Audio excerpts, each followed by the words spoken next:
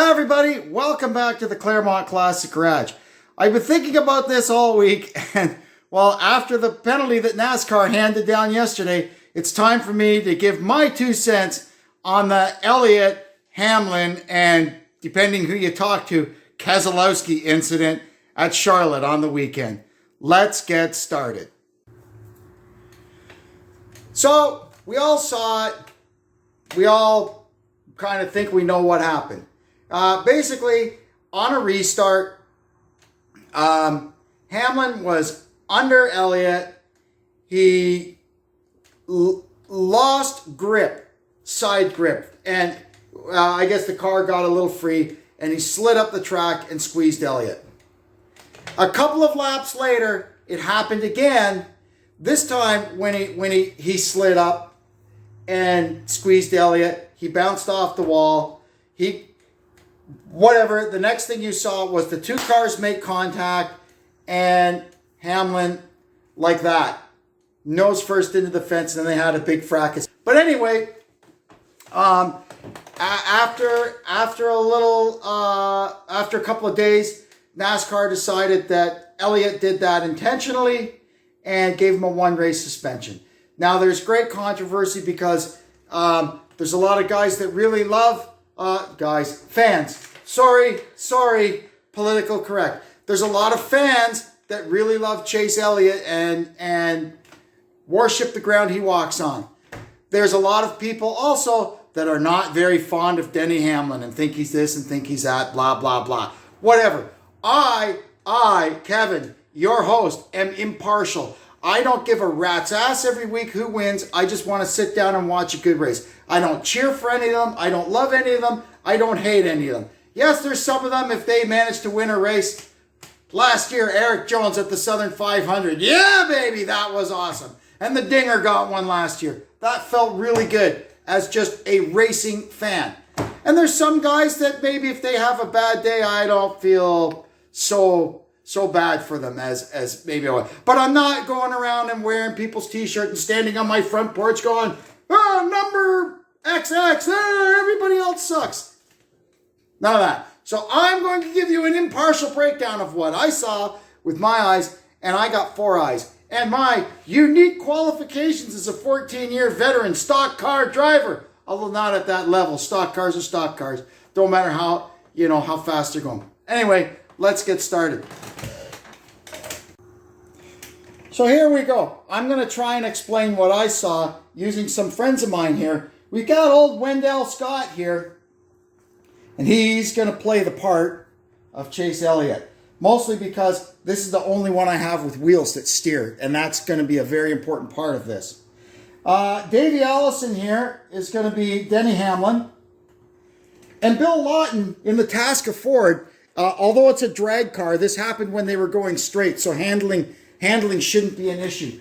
The Tasker Ford here is going to be Brad Keselowski because he was steaming up behind him when this all happened. So basically, how it works is this: they're coming through the tri-oval, and Hamlin is on the inside of Elliot, and his car gets loose. You could see the fire come out of the pipes when he took his foot off the gas. The car is getting loose, and it's going up the track like this. By the time he catches it, he gets right up beside Elliot. He never touches him. Never. The cars at this point never touch. Although they did a couple of laps before on the restart. You saw just a little wisp of smoke. And Elliot, just the air.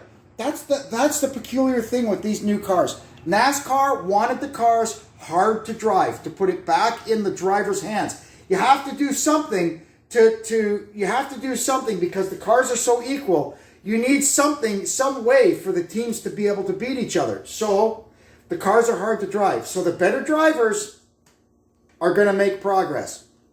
Anyway, what happened when he slid up there, this screwed up the air around Elliot's car and made it loose. And he went up and he smacked the wall. Not hard. Like not hard. It bounced off the wall.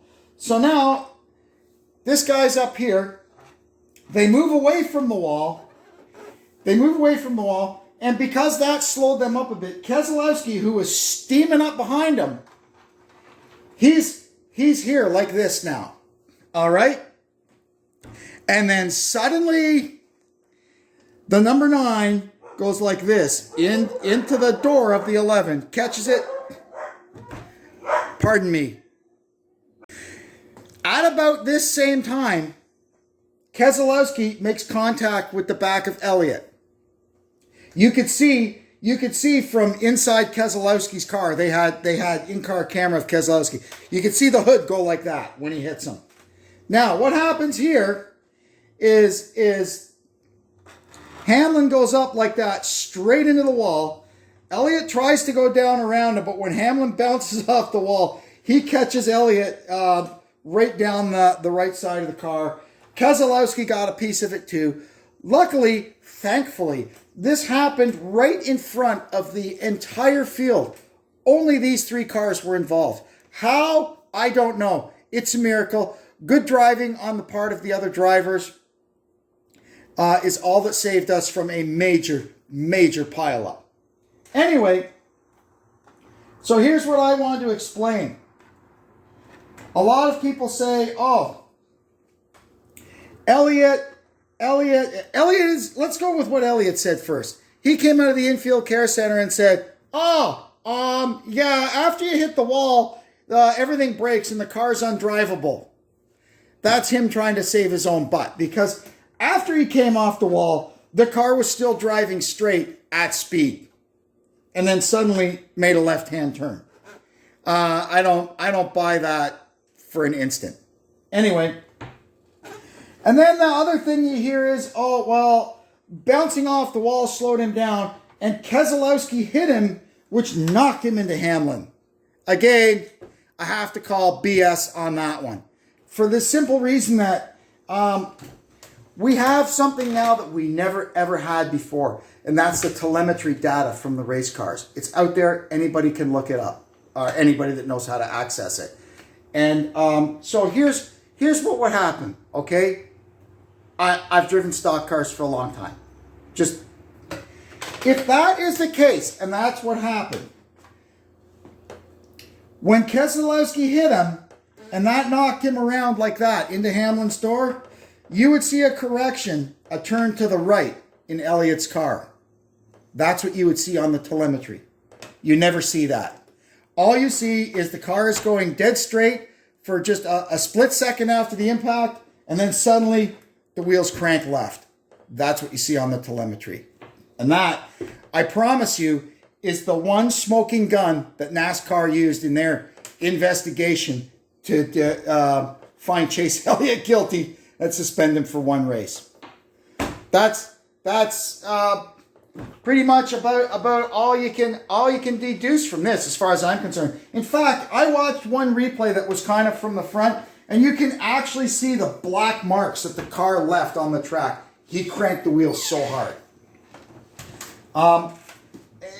I'm disappointed. I'm disappointed that Elliot decided to do that, because that is a very, very, very, very dangerous move. Usually when somebody wants to pay somebody back, they'll get them going down into the corner or down into a tri-oval, and they'll get them like that and dump them, and the car spins off down into the grass. It might hit the inside wall, but it'll scrub off a lot of speed before it does that. When you hook a guy that is just an unwritten rule in racing. You do not hook guys the wrong way, because when you hook a guy the wrong way, it goes straight up into the wall. A lot of times it'll spin right around and hit the wall flat with the driver's side, and then it bounces right back out in front of the whole field of cars. It is absolutely dangerous, absolutely reckless, and absolutely inexcusable. Now Hamlin, 2 times in 4 laps, he slipped up and got Elliot. And Elliot had every right to be pissed off. But you know what? They're professional drivers. They're at the top echelon of the sport. They should be able to understand what's going on and take it like grown-ups. I'm just very disappointed in the whole situation. I hope Elliot has time to sit and reflect and realize that that's not an acceptable thing to be doing, and not do it again. I have no ill will toward him. I don't dislike him. I don't like him. It's just, I'm sad to see stuff like that happening on my television. It's really disappointing. Anyway, I'm going to leave it at that. Let's see what Corey LaJoie can do in the number 9 this weekend. Everybody's always said, man, that LaJoie, I think he can drive. I'd really like to see him in a decent piece. Well, he's going to be in a decent piece this week. Let's see what he can do. Anyway, that'll do it for now. I'm done venting and ranting. Hope you enjoyed this. Hope you'll come back and see us again next time. And until then, this is Kevin saying so long from the Claremont Classic Garage.